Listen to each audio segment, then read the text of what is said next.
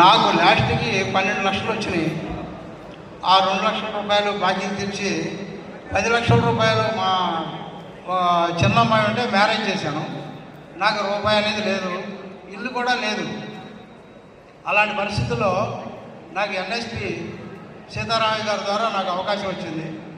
వచ్చిన తర్వాత దాంట్లో చేసుకుంటా ఎప్పుడు కూడా ఇన్ని సంవత్సరాలు గవర్నమెంట్ ఉద్యోగం చేసినా కానీ విరిగినటువంటి అమౌంట్ నా చేతికి రావటం, అది కూడా లీగల్గానండి, అన్లీగల్గా కాదు, లీగల్గా.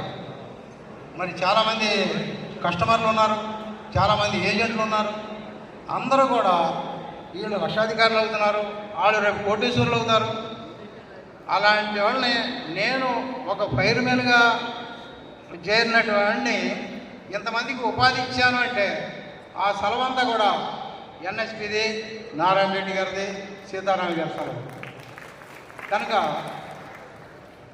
మీరందరూ కూడా ఇప్పుడు వచ్చినటువంటి నా తాలూకా వచ్చినటువంటి ఏజెంట్లు కూడా ఆల్రెడీ ఐడి పడితే సరే, ఐడి లేకపోతే ఐడి రావడానికి మీరు ప్రయత్నం చేయండి. మీకు అంతా కూడా లీగల్గా ఉంటుంది కాబట్టి మీరు మంచి వ్యాపారం చేయండి, మంచి అభివృద్ధికి వస్తారు.